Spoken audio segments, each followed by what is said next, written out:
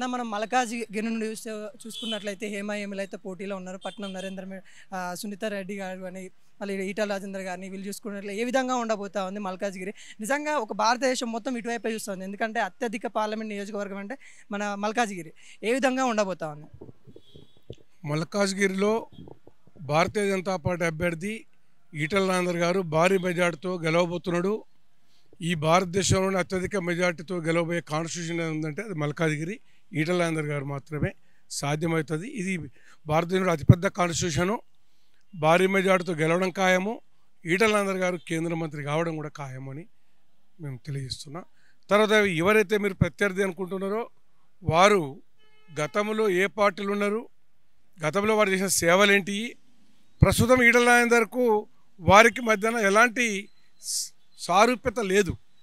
కాబట్టి ఈటల రాజేందర్ అనే ఒక వ్యక్తి పార్టీ బలంతోటే కాకుండా వ్యక్తిగతంగా ఇమేజ్ కలిగిన వ్యక్తి, ప్రజల కోసం నిరంతరం తప్పించే వ్యక్తి, నిస్వార్థంగా ప్రజలకు సేవ చేసిన వ్యక్తి, తెలంగాణ ఉద్యమకారుడు. ఈ తెలంగాణ లోపల ఈటల రాజేందర్ అనే వ్యక్తి తెలంగాణ 23 సంవత్సరాలు తెలంగాణ ప్రజల కోసం ఉద్యమం చేయడమే కాకుండా మంత్రిగా ఉండి ఆర్థిక మంత్రిగా కానీ వైద్యారోగ్య శాఖ మంత్రి కానీ నిరంతరం ప్రజలకు సేవలు అందించిన మహానుభావుడు. కాబట్టి ఆయనని ప్రజలు నిరాదరణ బలికి గెలిపేయడానికి ఎప్పుడు ఓటింగ్ వస్తారని చెప్పి మల్కాజ్గిరి ప్రజలు ఎదురు చూస్తున్నారు. వారిని భారీ మేడతో గెలిపించబోతున్నారు. ఇంకా చాలా మందిలో ఉన్న డౌట్ ఏంటంటే ఆయన ఒక ఎమ్మెల్యేనే ఓడిపోయాడు, ఇప్పుడు ఎంపీ ఎందుకు గెలిపియాలని చాలా మంది అంటారు. వాటికి మీరు ఇచ్చే సమాధానం? పోయినసారి రేవంత్ రెడ్డి గారు కొడంగల్లో ఎమ్మెల్యేగా ఓడిపోయిన మాట వాస్తవం మనందరికీ వీతమే. మరి అదే మల్కారి ప్రజలు నిరాదరణ బలికి గెలిపించిన విషయం కూడా వీతమే. దాని తర్వాత జిహెచ్ఎంసీ ఎన్నికల్లో కూడా ఒక్క కార్పొరేటర్ గెలవడం విషయం కూడా వీతమే మనకు కాంగ్రెస్ పార్టీ. కాబట్టి ప్రజలు ఏం ఆలోచిస్తారంటే ప్రజల పక్షాన పనిచేసే ఒక వ్యక్తికి అన్యాయం జరిగింది, 2 కాన్స్టిట్యూషన్లో పోటీ చేయడం వల్ల ఈటల రాజేందర్కు గజ్వెల్ ప్రజలేమో హుజురాబాద్లో ఉంటాడు, గజ్వెల్ రాజీనామా చేస్తాడు అనే ఒక ఆలోచన ఉన్నది. హుజురాబాద్ ప్రజలకేమో గజ్వెల్ కాన్స్టిట్యూషన్ గెలిస్తే అక్కడ ఉంచుకొని హుజురాబాద్ రాజీనామా చేస్తే మళ్ళీ ఉప ఎన్నికలు వస్తాయనే ఒక ఆలోచనతోటి కన్ఫ్యూజ్లో జనం రాజేంద్రని నష్టం జరిగిన విషయం వాస్తవము. అక్కడ పాడి కౌశిక్ రెడ్డి రాజేందర్ గారు కనుక ఇక్కడ ఉండడు, ఆయన గజ్వెల్నే ఉంటాడు, నేను గెలవకపోతే నా కుటుంబం కుటుంబ సమేతంగా మేము ఆత్మహత్య చేసుకొని చస్తాము, మీరు మా పాడ మోస్తారా, మమ్మల్ని కాపాడుకుంటారా అని ఒక సెంటిమెంటల్గా తను ప్రజలని అజ్జేయడం వల్ల ప్రజలు కూడా ఒక సింపత్ తోటి ఒక సింపత్తో గెలిపడం జరిగింది కౌశిక్ రెడ్డి. అందువల్ల రాజేంద్ర రెడ్డి గారు కొద్దిగా నష్టం జరిగిన కూడా వాస్తవమే. కానీ ప్రజల పక్షాన పనిచేసే వ్యక్తికి ఎప్పుడైతే ప్రజలు ఇలాంటి ఒక మంచి నాయకుడిని మనం నష్టపోయినామనే విషయం వాళ్ళ ప్రజలు ఎదురు చూస్తున్నారు. అది మల్కాజ్గిరి ప్రజలకు అదృష్టం కలిసి వచ్చింది. మల్కాజ్గిరి కాన్స్టిట్యూషన్కు మళ్ళీ ఈటల ఎమ్మెల్యేగా ఓడిపోయి రేపు ఎంపీ గెలవబోతుడు భారీ మేడతో, రేపు కేంద్ర మంత్రిగా మళ్ళీ మన దగ్గరికి మన మల్కాజ్గిరి ప్రజలకు సేవ చేసే అదృష్టం కలిసి వస్తుందని నేను భావిస్తున్నాను. ఇంకోటన్నా సామాన్య ఓటర్లు ఎందుకు ఈటల రాజేందర్ గారికి ఓటు వేయాలి అని అంటే ఏం చెప్తారు మీరు? అసలు ఎందుకు ఓటు వేయకూడదో చెప్పగలిగితే ప్రత్యర్థి పార్టీని సంతోషిస్తాం. ఇవాళ నరేంద్ర మోడీ గారి నాయకత్వంలో భారతదేశం గత 10 సంవత్సరాల్లో 65 సంవత్సరాలు కాంగ్రెస్ పాలనలో చేయలేని అనేక అభివృద్ధి కార్యక్రమాలు చేయడమే కాకుండా కరోనా కష్టకాలంలో కూడా ఉచిత టీకాలు ఇచ్చి ప్రపంచ దేశాలని అబ్బురపరిచిన చరిత్ర మన నరేంద్ర మోడీ గారిది. నువ్వు ఏ రంగాన్ని తీసుకున్నా నరేంద్ర మోడీ గారు ఏ రంగంలో అభివృద్ధి చేయాలో చెప్పగలిగితే, అదేవిధంగా ఈటల రాజేందర్ అనే వ్యక్తి కూడా ఇక్కడ తెలంగాణలో కూడా నరేంద్ర మోడీ గారు లాంటి వ్యక్తి, మచ్చలేని వ్యక్తి. ఉద్యమ కాలంలో కూడా అనేక మంది విద్యార్థులు జైల్లో వేస్తే అనేక మంది కష్ట నష్టాల్లో ఉన్న సమయంలో తన సొంత పైసలు నిధులను ఖర్చు పెట్టి విద్యార్థుల పక్షాన ప్రజల పక్షాన పనిచేసిన వ్యక్తి. కాబట్టి అందరూ కూడా ఈ తెలంగాణ ప్రజలు ఈటల రాజేందర్ గారికి ఎనీ టైం నిరాదరణ పలకడానికి సంసిద్ధంగా ఉన్న విషయం మీకు తెలియజేస్తున్నాం. ఎట్లా అంటారు ప్రత్యర్థి అయిన పట్నం సునీత రెడ్డి మహేందర్ రెడ్డి గారిని ఏ విధంగా తీసుకోవచ్చు? అసలు పట్నం సునీత మహేందర్ రెడ్డి ఈటల రాజేందర్ గురించి మాట్లాడాలంటే కొద్దిగా ఇబ్బంది అనిపిస్తున్నది. ఎందుకంటే ఈటల రాజేందర్కి సమావజ్జి ఉంటే మనం మాట్లాడితే బాగుంటుంది. ఏదో కాంగ్రెస్ పార్టీ ఇవాళ అధికారం ఉంది కదా అనే ఒక ఆలోచనతో మీరు అనుకుంటున్నారు. ఏది పట్నం సునీతారెడ్డి ఇవాళ పోటీస్తుండొచ్చు అని. ఈడ పోయినసారి రేవంత్ రెడ్డి గెలిపించిన కాంగ్రెస్ పార్టీ ఉండి గెలవలే, రేవంత్ రెడ్డి ప్రజల పక్షాన పనిచేస్తుండు, ఒక ప్రతిపక్ష గొంతుకరమని కాపాడుకోవాలని గెలిపించారు. ఈరోజు కూడా ఈటలంటే ప్రభుత్వానికి వ్యతిరేకంగా ప్రజల గొంతుగా కాపాడుకోవాలంటే ఈటలను గెలిపించుకోవాలంటే తప్పని ఉన్నారు. కాబట్టి ప్రజలు నరేంద్ర మోడీ గారు మనం మీరు చూశారు రోడ్ షో, నరేంద్ర మోడీ గారు పోతూనే ఈటలందరూ జద్గా నువ్వు భారీ మేడతో కలవబోతున్నావు అని చెప్పి చెప్పడం జరిగింది. ఆ మహానుభావుడు ఈరోజు అతను చేసిన సంస్కరణలు, అవినీతి లేని పాలన, ఈ దేశ అభివృద్ధి, ప్రపంచంలోని 5వ స్థానంలో ఆర్థిక వ్యవస్థ అభివృద్ధిని దూసుకుపోతున్న ఈ తరుణంలో ఈటల రాజేందర్ గారిని మల్కాజ్గిరి ప్రజలు నిరాజనాల బలికి గెలిపించి వారి ఈ మల్కాజ్గిరి ప్రజలకు సేవ చేసే అదృష్టాన్ని భాగ్యాన్ని కల్పిస్తారని మేము భావిస్తున్నాం. ఇంకోటన్నా ఇప్పుడు సిట్టింగ్ ఎంపీగా ఉన్న రేవంత్ రెడ్డి ఇది కాపాడుకోవాలని ఒక ప్రణాళిక చేశాడంట. అవన్నీ ప్రయోగాలు అయితే చేస్తూ ఉన్నాడు. అవన్నీ సక్సెస్ అయ్యే ఏమన్నా అవకాశాలు ఉన్నాయంటారా? ఇప్పుడు పోయినసారి కొడంగల్లో రేవంత్ రెడ్డిని అరెస్ట్ చేసి జైల్లో పెట్టి డబ్బులు పంచి పట్నం నరేంద్ర రెడ్డిని గెలిపించారు. మరి అదే రేవంత్ రెడ్డిని ఇక్కడ మల్కాజ్గిరిలో అధికారం ఉన్నా నువ్వు ప్రభుత్వ యంత్రాంగం ఎన్ని రకాల ఒత్తిడి తెచ్చినా కూడా ప్రజలు గెలిపించారు. ప్రజల మనసులో మనం ఉంటే ఓటు గుద్దేటప్పుడు గట్టిగా గుద్దొస్తారు, గట్టిగా బుద్ధి చెప్తారు ప్రజలని. అది ఆ ప్రజాస్వామ్యం యొక్క గొప్పతనమే అది. ఇవాళ కేసీఆర్ గారు అన్ని అంగులు ఉపయోగించిండు. మీరు చూశారు, ఫోన్ ట్యాపింగ్ చేసిండు. ఒక్కొక్కరిని మొగడు పిల్లల మధ్యన కూడా విభజనలు చేసిండు, కొడుకు కోడల మధ్యన కూడా ఫోన్ ట్యాపింగ్ చేసిండు. ఈ నీచ నికృష్ట పరిస్థితికి తెగబడ్డ కేసీఆర్కు 100 పెట్టిరా పెట్టలేరా ప్రజలు? కాబట్టి ప్రజలు నీ అధికారం ఉంది కదా అని నేను గతంలో ఇక్కడ ఎంపీ చేసి ఏం చేసావు రేవంత్ రెడ్డి గారు? మల్కాజ్గిరి ప్రజలకు నువ్వు ఈ అభివృద్ధి నువ్వు ఎంపీగా ఉండి ఏమైనా నిధులు తెచ్చావా? నువ్వు ప్రతిపక్షంలో ఉండి కొట్లాడి ఇక్కడ అభివృద్ధి కార్యక్రమాలను సాధించావా? అలాంటిది ఏం లేదే. ఉంటే నీకు జిహెచ్ఎంసీలో ఎందుకు సీట్ రాలేవు? మన ఎమ్మెల్యే ఎలక్షన్లో నీకు ఎందుకు ఇక్కడ ఎమ్మెల్యేలు గెలవలేకపోయారు? కాబట్టి ఉత్తమ్ బుచ్చ శుద్ధాబద్ధం. ఇవాళ కాంగ్రెస్ పార్టీ ఏ హామీలు అబద్ధపు హామీలు ఇచ్చి అధికారంలోకి వచ్చిందో వాళ్ళు ఏ హామీలు కూడా అమలు చేసే పరిస్థితులు లేరు. ఇవాళ రైతులకు రైతు బంధు ఇస్తామని చెప్పారు. 9వ తారీఖు నాడు అనౌన్స్ చేశారు రైతు బంధు అని. ఈ రోజు కూడా సంపూర్ణంగా రైతు బంధు ఇవ్వలేకపోయారు.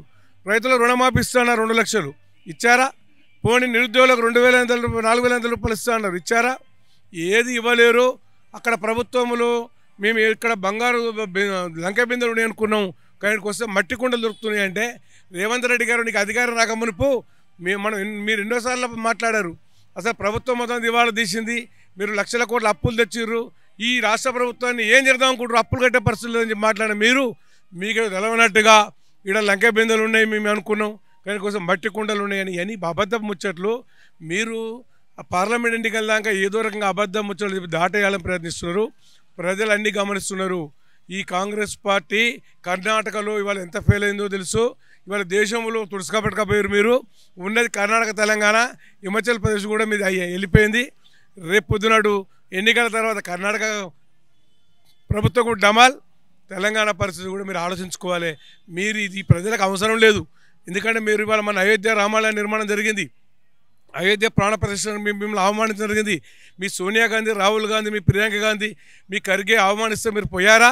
మీరు మెజార్టీ ప్రజలైన హిందువులు ఈ దేశంలో హిందువుల పట్ల మీరు సెకండ్ శ్రేణి పౌరులుగా మీరు పరిగణిస్తున్నారు. కాబట్టి హిందువులు మీకు ఎందుకు ఓట్లు వేయాలని అడుగుతున్నారు. ఓట్లు వేయాల్సిన అవసరం లేదని చెప్పేసి బల్లగు చెప్తున్నాము. వీళ్ళు మైనార్టీలని మెజార్టీలో చూడటము, మెజార్టీలను మైనార్టీలో చూసే ఈ దౌర్భాగ్య పరిస్థితి నుంచి కాంగ్రెస్కు బుద్ధి చెప్పి కాంగ్రెస్ ఈ దేశంలో లేకుండా తరిమి కొట్టే రోజులు దగ్గరలో ఉన్నాయి. అందులో భాగంగా తెలంగాణలో కూడా ఈ ఎంపీ ఎలక్షన్లు 17 ఎంపీ సీట్లకు 17 భారతీయ జనతా పార్టీ గెలిచి కాసాయబ్ జెండా తెలంగాణలో ఎగిరేసి రాబోయే ప్రభుత్వం భారతీయ జనతా పార్టీ అని చెప్పేసి తెలియజేయడం జరుగుతుంది. అలా బీఆర్ఎస్ నుండి రాగి లక్ష్మణ్ రెడ్డి గారు అయితే ఉన్నారు. మరి ఏ విధంగా పోటీ ఉండబోతుంది? మరి ఆయన ఏమన్నా ప్రభావితమయ్యే ఛాన్సెస్ ఏమైనా ఉన్నాయా? అసలు బీఆర్ఎస్ పార్టీ 4 నెలల కింద ఈ రాష్ట్రంలో తిరుగులేని పార్టీగా భావించారు.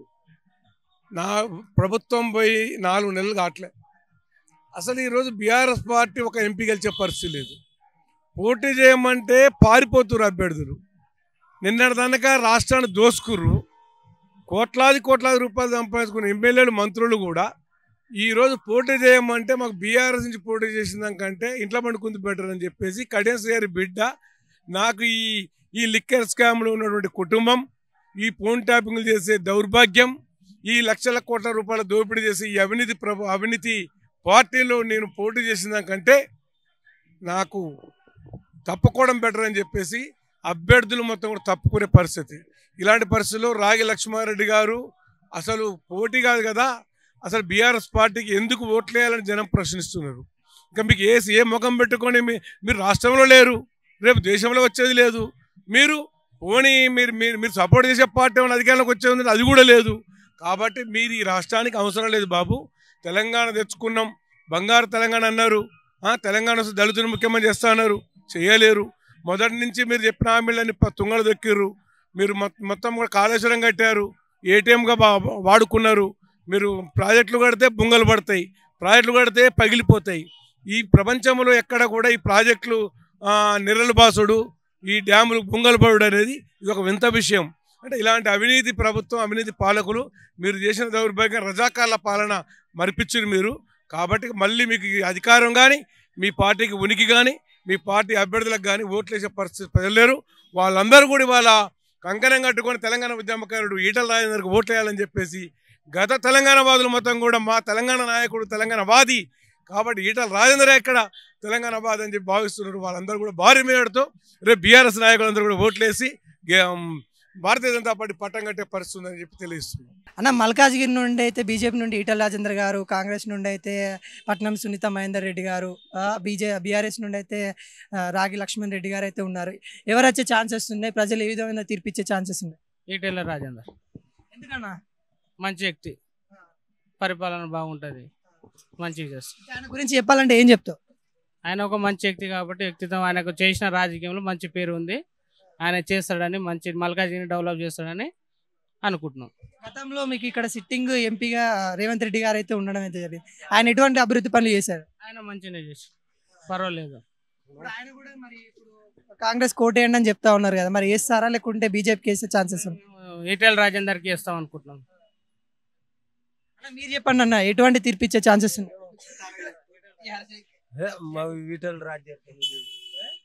ఈటల రాజేందర్ బీజేపీ. కాంగ్రెస్ తరఫున కూడా చాలా మంది ఉన్నారు, వాళ్ళకి ఎటువంటి తీర్పిస్తారు? వ్యక్తి గుణం మంచిగా ఇంకేం చెప్తారు ఈటల రాజేందర్ గురించి? పర్వాలేదు. ఇద్దరు మనుషులకు మంచిగా చూస్తారు, వ్యక్తిపరంగా అదర మంచిగా ఉంటాడు ఆ అబ్బాయి. తన గురించి మీకు తెలిసిన విషయాలు ఏంటి ఈటల రాజేందర్? నాకు తెలిసి అంటే మంచి వ్యక్తి కాబట్టి చేస్తామని చూసుకుంటాం. నా మల్కాజ్గిరిలో పార్లమెంట్ ఎలక్షన్స్ బీఆర్ఎస్ నుండి చూసుకుంటే లక్ష్మణ్ రెడ్డి గారు, బీజేపీ నుండి చూసుకుంటే మనకి ఈటల రాజేందర్ గారు, కాంగ్రెస్ నుండి చూస్తే సునీత మహేందర్ రెడ్డి గారు అయితే ఉన్నారు. ఏ విధంగా ఉండబోతా ఉంది ఇక్కడ? ప్రజలు ఎటువంటి తీర్పు ఇవ్వబోతా ఉన్నారు? బీజేపీ సపోర్ట్ చేస్తాం, బీజేపీ వస్తుంది పక్క. అంటే ఈటల రాజేందర్ గారు గతంలో చూసుకుంటే మినిస్టర్గా ఇట్లా ఉన్నారు, తన గురించి మీకేం తెలుసు అంటారు? ఎవరి గురించి? ఈటల రాజేందర్ గారు. ఈటల రాజేందర్ గారు ఎప్పటి నుంచో సోషల్ మన స్టూడెంట్ ఉస్మానియా యూనివర్సిటీ నుంచి అప్పటి నుంచి అయినా ఆయన లీడర్ వేరే జరా, అప్పటి నుంచి కూడా పర్ఫెక్ట్. అంటే ఇప్పుడు కాంగ్రెస్ నుండి ఎటువంటి పోటీ ఏమన్నా ఉండే ఛాన్సెస్ ఏమన్నా ఉన్నాయా? కాంగ్రెసా?